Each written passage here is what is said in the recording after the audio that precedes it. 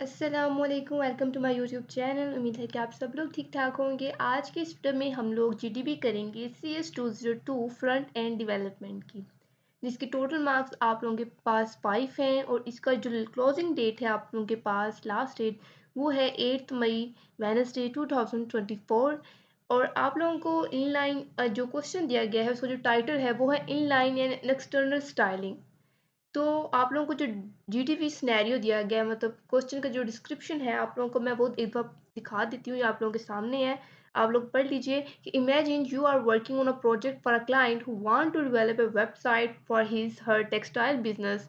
Website will deal with massive traffic and require high performance to handle simultaneous transaction and user interaction with the website. The client wants an aesthetically pleasing and responsive website for selling dresses. Their main requirement is good design and performance of the website. As a front-end development, you have the choice of using inline styling or external styling for styling the web page. आसान अल्फाज में आप लोगों को example आप imagine करें कि आप एक प्रोजेक्ट पर काम कर रहे हैं और क्लाइंट की तरफ से आप लोगों को एक प्रोजेक्ट दिया गया है जिस पर आप काम करें, और वो प्रोजेक्ट क्या है कि आप लोगों ने टेक्सटाइल बिजनेस के लिए ऊपर एक वेबसाइट क्रिएट करनी है। तो as a front end developer आप जब उस वेबसाइट को क्रिएट करेंगे तो सिंपल आप सबको सिर्फ यही बात पूछ रहे हैं इस जीडीबी में कि as a front end developer आप कौन सी स्टाइलिंग यूज़ करते, इनलाइन स्टाइलिंग यूज़ करते कि एक्सटर्नल स्टाइलिंग यूज़ करते।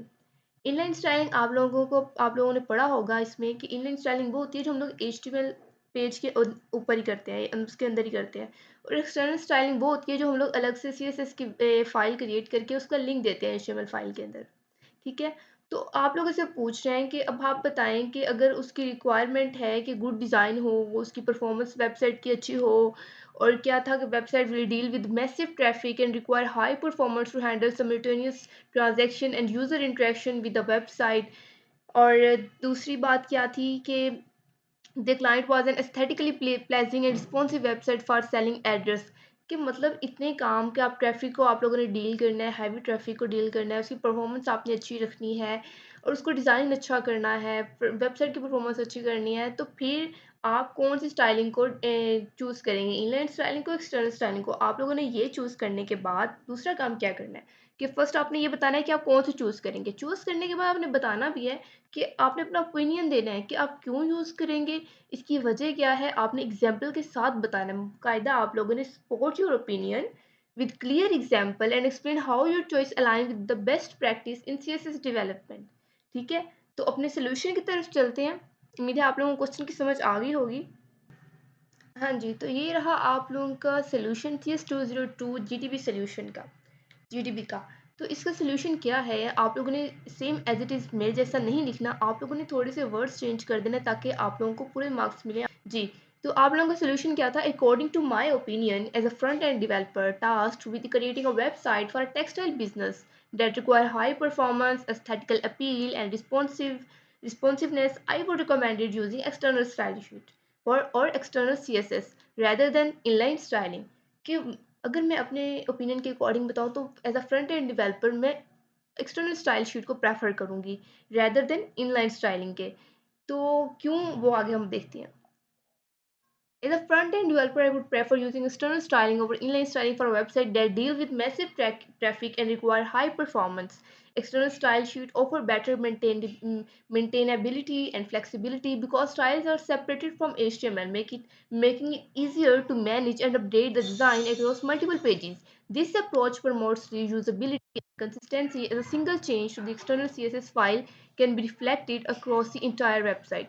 Additionally, external style sheets enhance performance by allowing the browser to cache the file, reducing load time on subsequent visits. Specificity can be managed more effectively with external styles, enabling clean, scalable code that align with best practices in CSS development.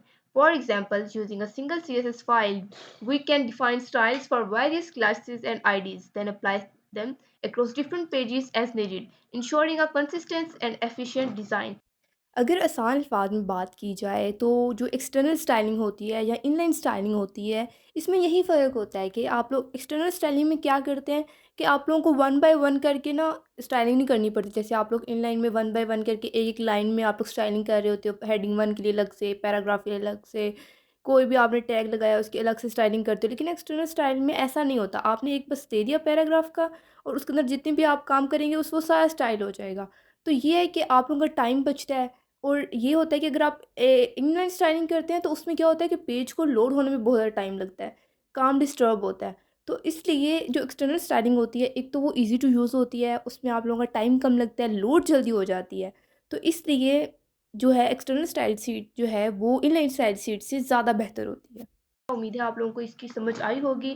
तो आप लोगों ने same ऐसे copy paste नहीं करना, और अगर आप अभी तक आप लोगों को कुछ समझ नहीं आ रहा तो आप कमेंट सेक्शन में पूछ सकते हैं। टेक केयर, अल्लाह हाफ़िज़।